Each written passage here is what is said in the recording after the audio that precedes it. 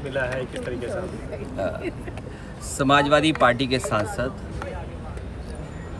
लगातार पहले भी जंतर मंतर गए और आज जब लोकसभा में सवाल जब उठाना था, सवाल उठा करके लोकसभा का एडजॉर्न करके उस समय फिर मौके पे पहुंचे। जो देखा और जो व्यवहार सरकार का और पुलिस का था, लाठी चलाना, आंसू गैस के गोले चलवाना, प्राइवेट ड्रेस में पुलिस आकर के छात्रों को, युवाओं के साथ जो व्यवहार किया है, सुनने में आ रहा है कि कुछ इलेक्ट्रिक टॉर्च भी थी या डंडी, जो भी बोलेंगे उसको।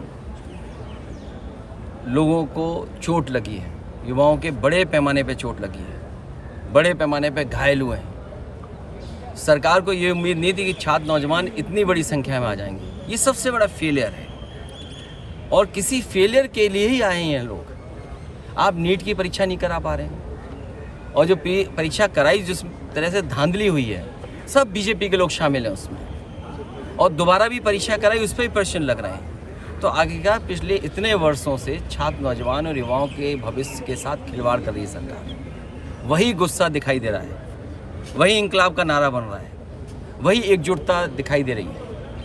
इसीलिए इतने बड़े पैमाने पे देश के युवा यहाँ दिखाई दे रहे हैं। कल भी लोकसभा में जो आज घटना हुई है वो हम लोग उठाएंगे। समाजवादी पार्टी का एक और मुद्दा है इसके अलावा कि राम मंदिर का जो मुद्दा है डोनेशन वाला, उस पर भी सरकार यहाँ पर अपना रुख स्पष्ट करे, ये भी आप लोगों की डिमांड है।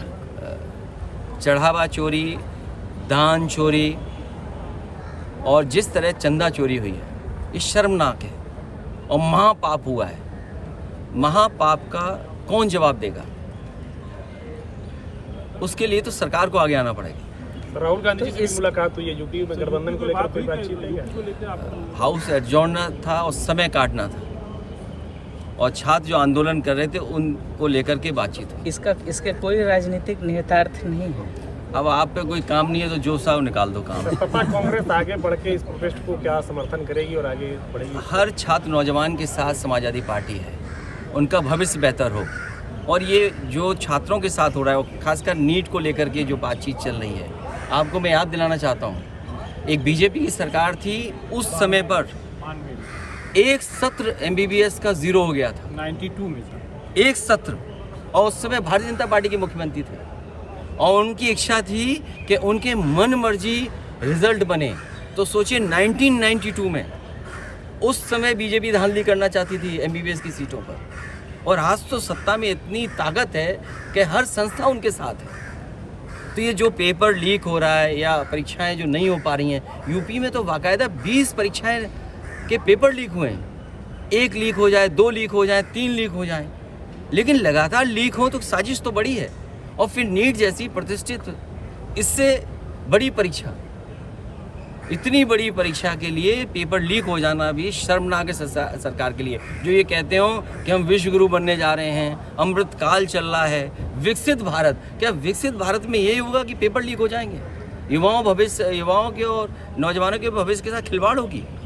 यही आपका विकसित भारत है क्या?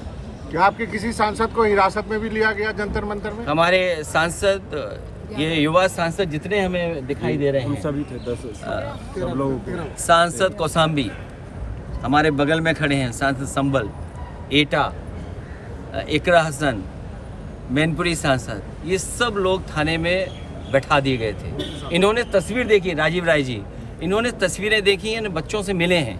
हमारे मुजफ्फरनगर के MP साहब धर्मेंद्र यादव, तो ये सभी सांसद गए थे और बच्चों से मिले हैं, बच्चों की हालत देखी कि बच्चों की हालत क्या है, किस तरीके से पीटा गया। बता रहे बेटियों की और बहनों के साथ कपड़े फाड़ दिए इन्होंने। वो कौन लोग थे जो प्राइवेट ड्रेस में थे? इसकी जांच कौन करेगा?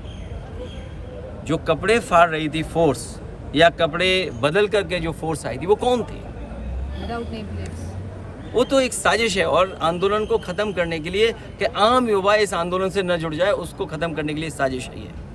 बहुत धन्यवाद। Thank you sir.